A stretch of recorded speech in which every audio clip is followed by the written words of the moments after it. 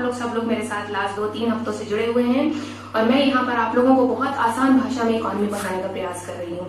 Last 2 classes से हम जो है आरबीआई के बारे में पढ़ रहे हैं। हमने आरबीआई के बारे में बहुत कुछ जान लिया है, बहुत कुछ समझ लिया है। हमने आरबीआई के एक्ट के बारे में देख लिया, हमने आरबीआई कब नेशनलाइज हुआ, कब बना आरबीआई, उसके फंक्शन क्या होते हैं, आरबीआई कैसे वर्क करता है, सारी चीजें हम आरबीआई के बारे में अप्रोक्स सारी चीजें देख चुके हैं।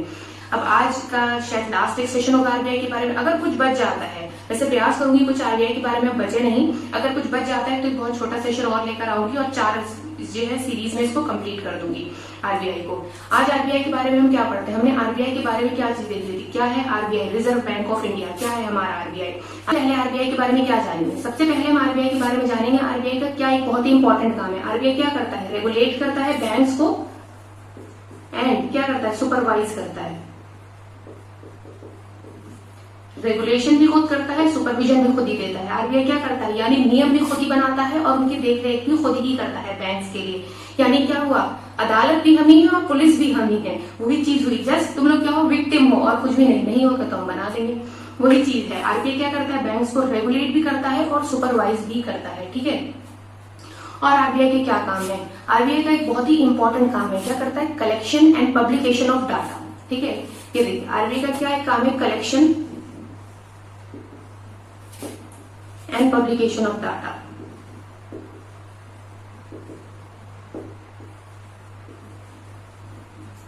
Collection and publication of data का क्या मतलब है, कैसे हमें पता चलता है कि देश के अंदर कितना एफडीआई आया, कितना एफपीआई आया, ठीक है, कितना बैलेंस ऑफ पेमेंट है हमारा, कितना हमारा फॉरेक्स है, ये सारी चीजें कैसे पता चलती हैं हमें, आरबीआई से पता चलती है। आरबीआई के पास डाटा है, उससे हमें सारी चीजें पता चलती हैं। इसी के लिए आरबीआई एक रिपोर्ट प्रेजेंट करता है जिसे कहते हैं एफएसआर, बहुत ही इंपॉर्टेंट रिपोर्ट है, कहते हैं फाइनेंशियल स्टेबिलिटी रिपोर्ट। क्या कहलाती है, फाइनेंशियल स्टेबिलिटी रिपोर्ट।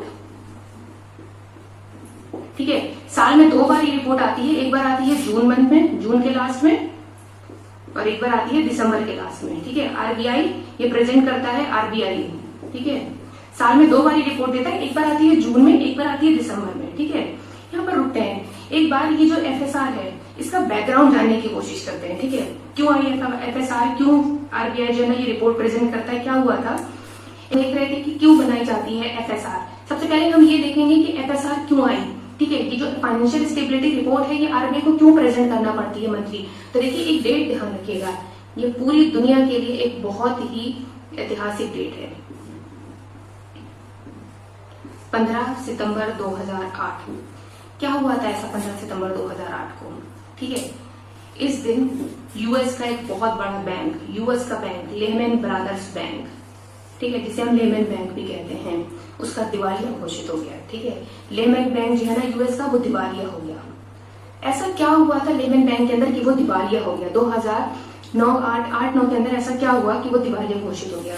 तो ये जो बैंक है ना लेमन बैंक, इसके पास जितना लोगों ने पैसा जमा करा था, ठीक है, जितना लोगों ने पैसा जमा करा था, ठीक है ना, और इसने जहां जहां इन्वेस्ट करा था, ठीक है, या किसी को पैसा दे रखा था अपना, ठीक है, तो वो क्या हुआ, जैसा कि पहले मैंने आपको पहले की क्लास में पढ़ाया था, प्राइमरी डिपॉजिट सेकेंडरी डिपॉजिट पढ़ा था ना हमने, प्राइमरी डिपॉजिट समझ में आ गया था, सेकेंडरी डिपॉजिट अगर वो क्लासेस नहीं देखी तो आपको देखना पड़ेगी, उसी से समझ में आएगा। ठीक है, तो इसके जितने डिपॉजिट थे, तो प्राइमरी और सेकेंडरी डिपॉजिट, इसके जितने डिपॉजिट थे इस बैंक के, वो सारे डूब गए।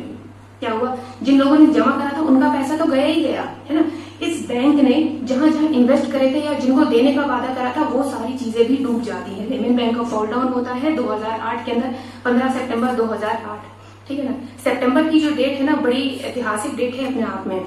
सितंबर का जो महीना है, 15 सितंबर या और सितंबर 9, 11, ये सारी चीजें क्या थी, है ना। देखिएगा एक बार सितंबर का महीना इतिहास में उठाकर देखिएगा, उसके बारे में हम लोग कभी अलग से चर्चा करेंगे, जरूर एक सेशन लेकर आऊंगी कि सितंबर का वर्ल्ड वॉर सेकेंड जो स्टार्ट हुआ था वो भी सितंबर में ही स्टार्ट हुआ था, ठीक है। उसके बाद अभी एक बहुत ही इंपॉर्टेंट ऐतिहासिक फैसला अमेरिका ने लिया है कि अफगानिस्तान से अपनी सेनाएं वापस बुलाने का, वो भी सितंबर में ही लिया है। क्यों लिया है, आप लोग उसको सेशन में कमेंट में मुझे जरूर बताइएगा कि ऐसा क्या हुआ था कि अमेरिका ने अपनी सेनाएं वहां तैनात कर दी थी अफगानिस्तान के अंदर, ठीक है, ये बताइएगा जरूर। वो भी सितंबर का ही महीना था, ठीक है। तो क्या है, अब यहाँ पर लौट के वापस आते हैं कि लेमन बैंक का फॉल डाउन होता है, ठीक है। इससे क्या हुआ, इस बैंक के फॉल डाउन से क्या हुआ, पूरी दुनिया घबरा गई। क्या हुआ, पूरी दुनिया घबराई और ग्लोबल रिसेशन आ जाता है। क्या हुआ, ग्लोबल रिसेशन में चली जाती है, मंदी, ठीक है, ग्लोबल रिसेशन होता है। इस बैंक के फॉल डाउन होने से ग्लोबल रिसेशन होता है। क्यों ऐसा हुआ कि एक बैंक के फॉल डाउन होने से पूरी दुनिया में मंदी छा गई? क्यों? क्योंकि इस बैंक को कहा जाता है टू बिग टू फेल। ये यूएस का बैंक है, ठीक है, और यूएस एक ऑक्टोपस है। अगर मुझे और आपको पता हो ना, तो यूएस जो है एक ऑक्टोपस की तरह काम करता है। यूएस ने पूरी दुनिया में हर जगह अपना इन्वेस्टमेंट कर रखा है, ठीक है। अगर आप कहीं भी देखें तो यूएस का इन्वेस्टमेंट बहुत ज्यादा है, ठीक है। तो जहां जैसे ये बैंक फेल हुआ तो यूएस ने जितने आपस में जुड़ी हुई, जहां जहां यूएस ने इन्वेस्टमेंट कर रखा था, वो सारी चीजें बहुत ज्यादा, सारे कंट्रीज घबरा गए कि अब जब ये फॉल डाउन हुआ है तो हमारे यहाँ भी रिसेशन आएगा। इसका मतलब क्या होता है, टू बिग टू फेल। इसका मतलब होता है कि इतना बड़ा बैंक था कि ये फेल नहीं हो सकता था। हमारे यहाँ भी बैंक है, कौन कौन से बैंक है आप मुझे कमेंट सेक्शन में बताइएगा। एक बैंक का नाम बता देती हूँ, एसबीआई है और एचडीएफसी, चलिए मैं ही बता देती हूँ, एसबीआई है, एचडीएफसी, आईसीआईसी बैंक। ये जो बैंक है ना, इन्हें कहा जाता है too big to fail banks, ठीक है। इतने बड़े हैं कि ये फेल नहीं हो सकते। उसी तरीके का ये बैंक था लेमन बैंक, लेकिन फिर भी इसका दिवालिया घोषित हो जाता है। जब ये फेल होता है तो सारे देश बहुत ज्यादा घबरा गए। सारे देशों ने क्या करा, मीटिंग बुलाई, G20 की मीटिंग बुलाई गई, G20 की मीटिंग बुलाई गई और इस मीटिंग के अंदर तय करा गया, आपस में सबने बातचीत करी और पूछा कि ऐसा क्या हुआ था कि ये जो है ना लेमन बैंक फॉल डाउन हो गया, लेमन बैंक का दिवालिया घोषित हो गया। तो जब सारे लोग आपस में बात कर रहे थे तो इन्हें पता चला कि आईएमएफ ने जो रिपोर्ट दी थी ना, इंटरनेशनल मॉनेटरी फंड, ठीक है ना, इसने जो रिपोर्ट दी थी लेमन बैंक के बारे में 2 महीने पहले दी थी। इसने कहा था ये bank too big to fail है, ठीक है, ये बैंक तो टू बिग टू फेल है और ये जो है ना A++ बैंक है ना, इसके पास तो बहुत सारी इन्वेस्टमेंट है, सारी चीजें, ये बैंक कभी फेल ही नहीं हो सकता। तो फिर ऐसा क्या हुआ कि ये फेल हो गया? आईएमएफ ने बोला, सबने मिलकर आईएमएफ से पूछा कि ऐसा क्या हुआ कि तुम्हारी रिपोर्ट के बाद भी ये बैंक फेल हो गया, ठीक है। आईएमएफ ने क्या बताया, आईएमएफ ने बताया जो रिपोर्ट मुझे इस लेमन बैंक ने दी थी, ध्यान से सुनिएगा, जो रिपोर्ट इस लेमन बैंक ने आईएमएफ को दी थी, उस रिपोर्ट में गड़बड़ी थी। वो रिपोर्ट में डाटा एकदम क्लियर नहीं था, ठीक है। तो यहाँ पर G20 के अंदर जितने भी देश थे, इंडिया हो, चाइना हो, अमेरिका हो, जितने भी, जर्मनी, जापान, जितने भी देश थे, सबने मिलकर क्या तय करा, सबने मिलकर तय करा कि अब से हम लोग जो है आईएमएफ को एक बिल्कुल क्लियर रिपोर्ट देंगे, हमारे उसमें बैंक कैसे काम करते हैं, सारी चीजें क्या काम कर रही है, जिससे दोबारा कभी लेमन बैंक ना पैदा हो, ठीक है। तो ये सारे देश जो है ना अपने अपने घर गए। उसके बाद जब इंडिया के लोग वापस आते हैं, इंडिया के लोग वापस आए और उन्होंने बनाई FSDC, यूपीएससी 2015 का question, financial stability development council, ये बनाई। इसका अध्यक्ष कौन होता है, इसका हेड होता है फाइनेंस मिनिस्टर, जो हमारी यहाँ की निर्मला सीतारमण की, इससे पहले अरुण जेटली साहब, उससे पहले कोई और रहा होगा, ठीक है। फाइनेंशियल स्टेबिलिटी डेवलपमेंट काउंसिल बनाएगी, जिसका हेड होता है फाइनेंस मिनिस्टर, ठीक है। अब इसके अंडर में कौन कौन होता है, इसके अंडर में ये रिपोर्ट कहाँ से लाता है, जो नियामक है हमारे यहाँ के, जैसे बैंक का नियामक कौन है, RBI, ठीक है। स्टॉक एक्सचेंज का कौन है, सेबी है, ठीक है। IRDA है, पेंशन उस IRDA है, और उसके बाद PFRD, IRDA बीमा नियामक का है और PFRD जो है ना पेंशन वाला है, ठीक है। इन सारे लोगों को, चाहे गवर्नर हो चाहे अध्यक्ष हो, ठीक है ना, चाहे गवर्नर हो चाहे चेयरमैन हो, ये लोग क्या करते हैं, अपनी रिपोर्ट्स देते हैं। अपनी रिपोर्ट्स किसे देते हैं, FSDC को, यानी सरकार को अपनी रिपोर्ट देते हैं और बिल्कुल करेक्ट रिपोर्ट देते हैं। और आरबीआई की जो रिपोर्ट है ना, उसका नाम है FSR, यही रिपोर्ट है फाइनेंशियल स्टेबिलिटी रिपोर्ट, ठीक है। ये देती है सरकार को, यानी FSDC को, और FSDC किसे देता है, IMF को, ये रिपोर्ट दे देता है IMF को, ठीक है। तो यही वो रिपोर्ट है FSR, फाइनेंशियल स्टेबिलिटी रिपोर्ट, ठीक है। देखिए एक बार क्रोनोलॉजी समझ लीजिए, कौन होते हैं, आरबीआई है, आरबीआई ने अपनी रिपोर्ट दी FSDC को, आरबीआई की जो रिपोर्ट है FSR, वो कहां गई, FSDC के पास गई, FSDC से कहां गई, IMF के पास, जिससे जो है डाटा बिल्कुल क्लियर हो सकेगा। इसी तरीके से सेबी अपनी रिपोर्ट देता है, IRDA देता है, IPFRD देता है, ये सारे जो लोग अपनी रिपोर्ट देते हैं FSDC को, और फिर ये रिपोर्ट जो है IMF को आगे प्रेजेंट हो जाती है, ठीक है। देखिए इसी तरीके से हमें पता चल पाता है कि यस बैंक का NPA इतना ज्यादा कैसे बना, ठीक है। वो ट्रांसपेरेंसी आई, इसीलिए आई क्योंकि अब आरबीआई जो है ना वो रिपोर्ट प्रेजेंट करता है और उसमें बिल्कुल ट्रांसपेरेंट डाटा देता है। तो पहले आरबीआई के फंक्शन के बारे में बताया था। एक फंक्शन मैंने आरबीआई का आपको लिखवाया था। आरबीआई क्या वर्क करता है? कंट्रोलर ऑफ क्रेडिट का काम करता है।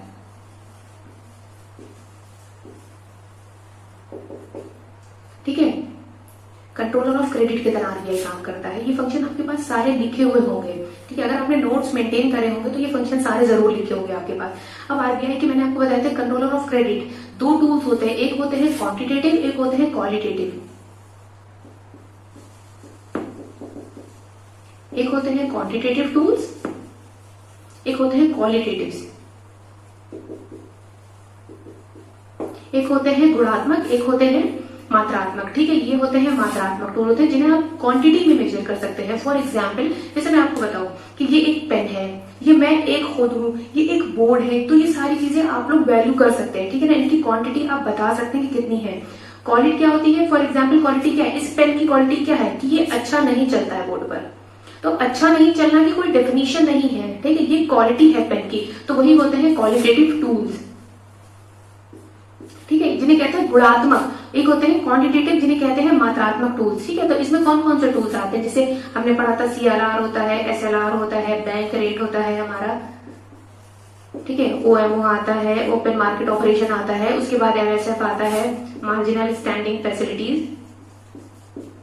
मैं आपको ये चार्ट दिखा दे रही हूँ, फिर भी इस चार्ट देख लीजिए, अपने पास इस चार्ट को नोट कर लीजिएगा। ठीक है, ये चार्ट में जो है ना जितने क्वालिटेटिव और क्वांटिटेटिव टूल्स आरबीआई के ना वो सारे मेंशन है इस पे अपने आपके पास। चाहिए तो आप स्क्रीनशॉट ले लें, चाहिए तो आप इसे अपने पास नोट कर लीजिए। वैसे नोट करना जो है ना ज्यादा आसान रहता है। जिस चीज को आप अपने हाथ से लिखते हैं ना वो चीज हमें ध्यान रहती है। ठीक है, तो जैसे सीआरआर के बारे में हमने पहले देख लिया था क्या होता है। जिसने वो लेक्चर नहीं देखा है, पूरा एक अलग से लेक्चर दिया था सीआरआर के बारे में, प्लीज जाके उस लेक्चर को देखिए। ठीक है, अब आपको बताती हूँ क्या। फॉर एग्जाम्पल एक बैंक है, बाकी की टर्म्स आपको एक्सप्लेन करने के लिए बहुत आसान तरीके से कोशिश कर रही हूँ कि बताओ बैंक है। ठीक है, वही मेरा बैंक मेरे घर के पास मिश्रा जी वाला, आप लोग सब भी जानते होंगे, पीएनबी। ठीक है, इसके पास जमा करे लोगों ने। ठीक है, फॉर एग्जाम्पल किसी ने 100 रुपए जमा करे, कोई अमीर आदमी था उसने 500 रुपए जमा करे, एक उससे ज्यादा अमीर था उसने 900 जमा करे, एक और 500 अमीर आदमी था उसने 500 रुपए जमा कर दिए। ठीक है, इन बैंक सबके पास, बैंक के पास कितना है? फॉर एग्जाम्पल 2000 रुपए है। ठीक है, बैंक के पास 2000 है। जैसे कि हमें पता है कि बैंक को इसमें से सीआरआर निकालना पड़ता है। लेट्स एज्यूम कर लेते हैं। ठीक है, एक मान लेते हैं कि बैंक ने, आरबीआई ने जो है ना सीआरआर कितना रखा होगा? 10% रखा होगा। ठीक है, अब 2000 का 10% सीआरआर कितना हो गया? 200 रुपए हो गया। ठीक है, अब इसमें से 200 रुपए चले गए सीआरआर के, आरबीआई के पास चले गए। अब इस बैंक के पास कितने बचे? इस बैंक के पास बचे 1800 रुपए। ठीक है, अब ये 1800 रुपए जो है ना सेकेंडरी डिपॉजिट हो गया, क्रेडिट जनरेट करेगा, इसे लोन देगा। तो यहाँ पर आरबीआई आता है, आरबीआई कहता है रुको बैंक, तुम ऐसा करो, तुम इतने में से जो है ना सारे लोगों को लोन मत देना। ठीक है, समझिएगा, आरबीआई क्या कहता है, ये जो तुम्हारे पास पैसा आया है अब इसमें से लोन मत देना। ठीक है, तो क्या करो, ये जो तुम्हारे पास पैसा है ना 2000, ये जो पूरा 2000 है, इसमें से कुछ परसेंट तुम क्या करो, गवर्नमेंट की सिक्योरिटी कर दो, गवर्नमेंट के बॉन्ड्स खरीद लो, क्योंकि गवर्नमेंट को भी पैसे की जरूरत होती है। ठीक है, तो आरबीआई से बोलता है ऐसा करो, तुम 20% जो है ना या तो गवर्नमेंट सिक्योरिटीज खरीद लो, गवर्नमेंट बॉन्ड्स खरीद लो, कोई भी गवर्नमेंट सरकार को पैसा दो। ठीक है ना, तो 20%, ये जो इसका 20% है, टोटल डिपॉजिट का 20%, सीआरआर हटाने के बाद नहीं, टोटल डिपॉजिट जो बैंक के पास आया उसका 20% जो है ना बैंक को, किसको, गवर्नमेंट को देना होगा। यानी इसका कितना हो गया? 400 रुपए। 2000 का 20% कितना हुआ? 400 रुपए। ठीक है, वो इसको यहाँ पर गवर्नमेंट को देना होंगे, बैंक को। ठीक है, तो उसी को क्या कहते हैं? SLR। ये जो 400 रुपए गए ना, इसी को कहते हैं SLR। 20% ये जो बैंक के पास से गए, इसी को कहते हैं SLR। ठीक है, बहुत आसान शब्दों में बताने का प्रयास कर रही हूँ, समझने की कोशिश करिएगा। इसका नहीं, टोटल डिपॉजिट जो हमारे पास आया, SLR क्या है? टोटल डिपॉजिट का।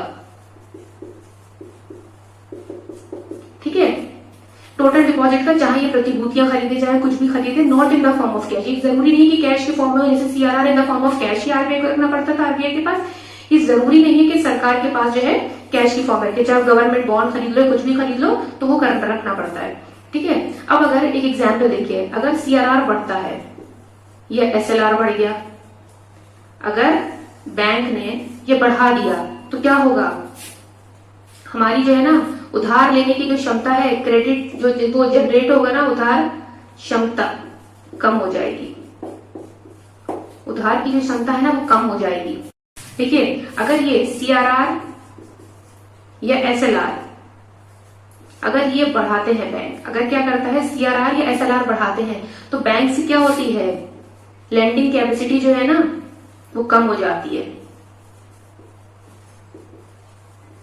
लैंडिंग कैपेसिटी कम हो जाती है। ठीक है, यानी क्या मतलब हुआ, अगर CRR बढ़ाया, RBI ने CRR बढ़ा दिया, RBI के पास बैंक को ज्यादा पैसा रखना पड़ा, तो क्या होगा, RBI इतने ज्यादा लोन नहीं दे पाएगा लोगों को, है ना। उसी तरीके से अगर ज्यादा गवर्नमेंट के साथ इन्वेस्ट कर दिया, ठीक है ना, तो क्या होगा कि SLR फिर भी लोगों को लोन नहीं दे पाएंगे। तो CRR या SLR बढ़ने से क्या होता है, हमेशा बैंक की जो लेंडिंग कैपेसिटी होती है ना, जो बैंक लेंडिंग कैपेसिटी होती है वो जो है ना उधार देने की क्षमता वो हमेशा कम हो जाती है। ठीक है, अगर ये कोई भी चीज बढ़ती है तो इसकी उधार लेने की क्षमता कम हो जाती है। इसी को कहते हैं SLR, स्टैट्यूटरी लिक्विड रेशियो। क्या कहलाता है, स्टैट्यूटरी लिक्विड रेशियो।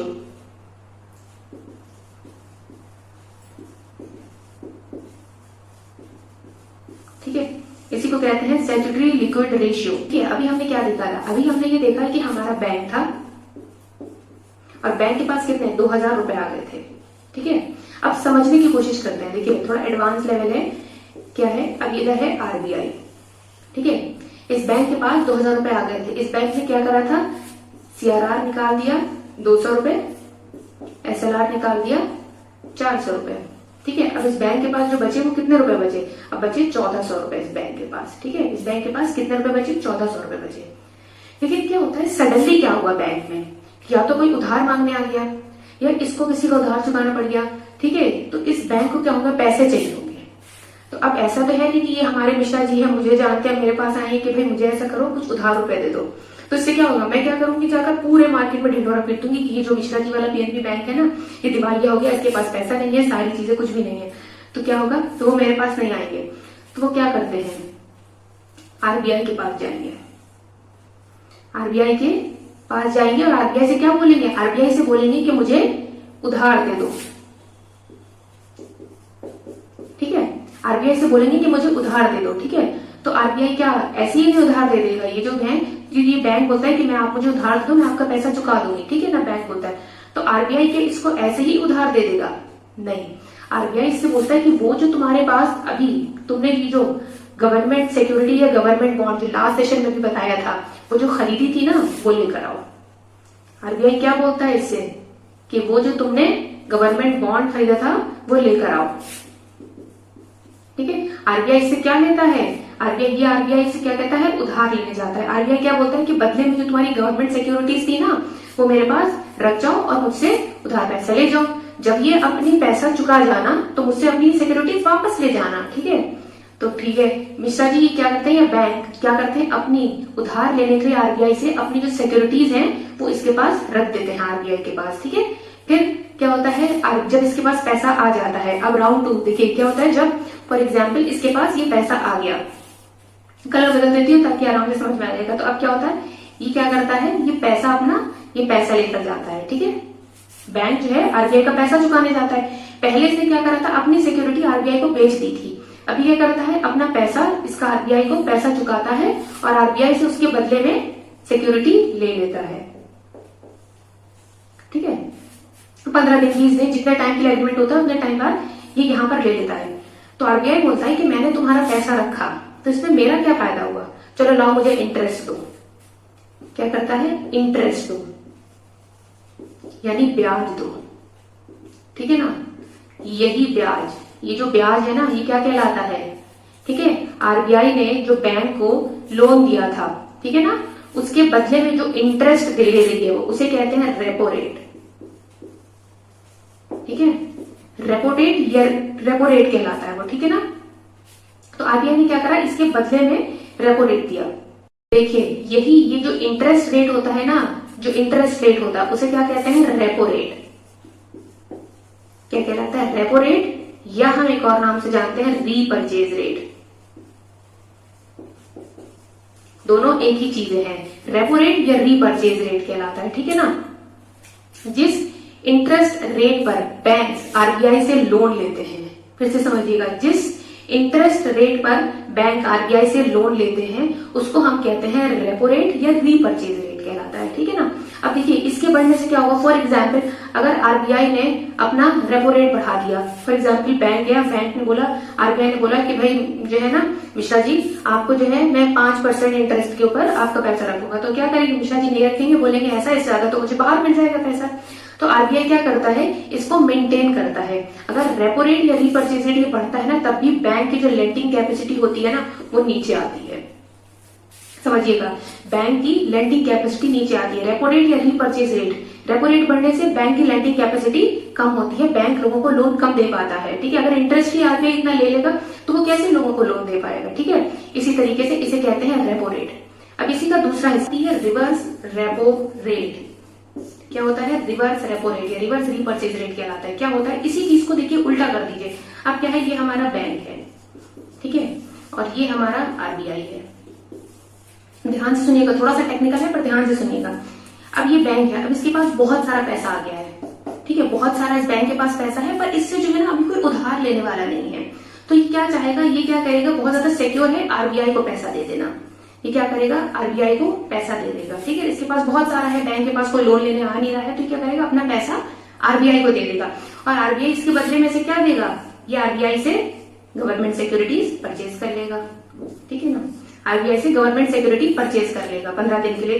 तो क्या होगा, फिर जब ये आरबीआई जो है ना राउंड 2 क्या होगा, जब आरबीआई इसका पैसा चुका देगा, ठीक है, तो उसके बदले में ये इससे क्या करेगा, गवर्नमेंट सिक्योरिटीज ले लेगा।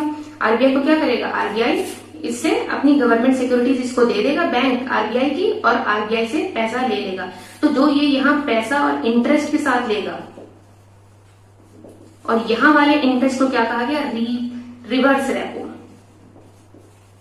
ठीक है ना, रेपो का रिवर्स हो जाना, उल्टा हो जाना। अभी तक क्या था, बैंक लोन ले रहे थे आरबीआई से जिस इंटरेस्ट रेट पर, ठीक है, यहाँ पर क्या होगा, आरबीआई ने कुछ टाइम के लिए बैंक से लोन लिया जिस इंटरेस्ट रेट पर, ठीक है ना, उसे कहलाते हैं रिवर्स रेपो रेट। ठीक है, वो कहलाएगा हमारा रिवर्स रेपो रेट। एक होता है रीपर्चेज रेट, एक होता है रिवर्स रीपर्चेज रेट। ठीक है, आरआरआर कहलाता है, आरआरओ भी होता है।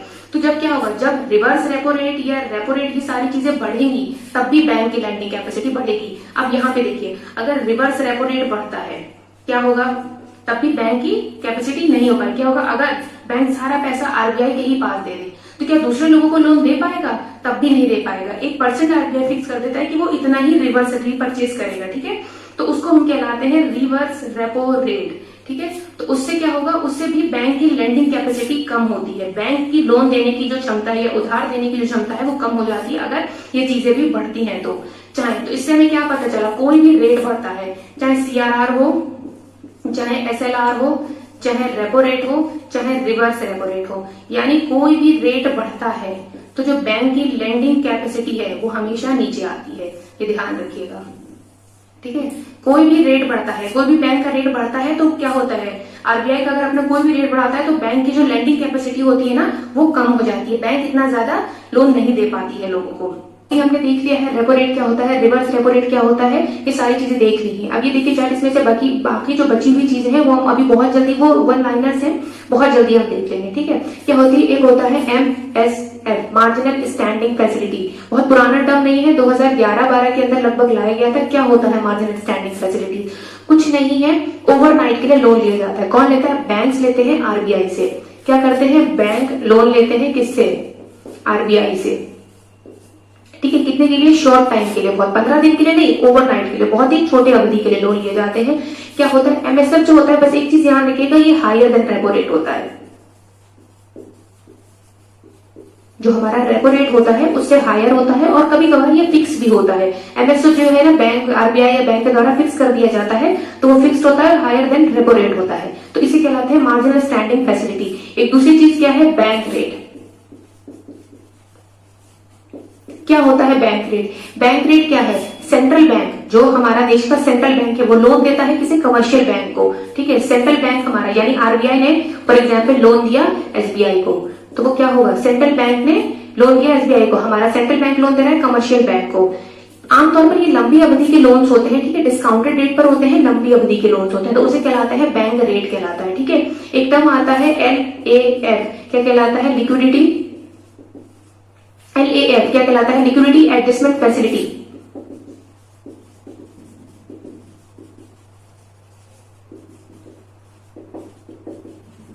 कुछ नहीं है ये टर्म। इस टर्म को अगर हम रेपो रेट को और प्लस रिवर्स रेपो रेट को मिला दे, ठीक है, तो बनता है हमारा LAF। ठीक है, रिवर्स रेपो रेट या रेपो रेट को अगर हम मिला देते हैं तो हमारा बनता है LAF।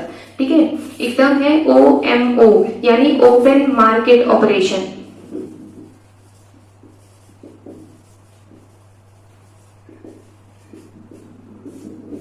क्या होता है ओपन मार्केट ऑपरेशन? यहां पर RBI क्या करता है, RBI के द्वारा जो गवर्नमेंट सिक्योरिटीज हैं, RBI के द्वारा जो गवर्नमेंट सिक्योरिटीज हैं वो बेची और खरीदी जाती हैं।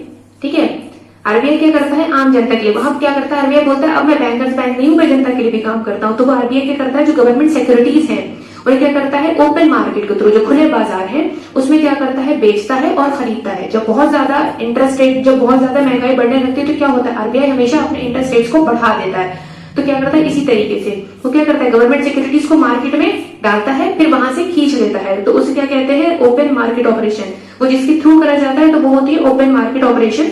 ये ध्यान रखिएगा, ये पूछा हुआ क्वेश्चन है यूपीएससी का। ओपन मार्केट ऑपरेशन क्या होता है, जहां पर RBI के द्वारा गवर्नमेंट सिक्योरिटीज बेची और खरीदी जाती है, वो होता है ओपन मार्केट ऑपरेशन।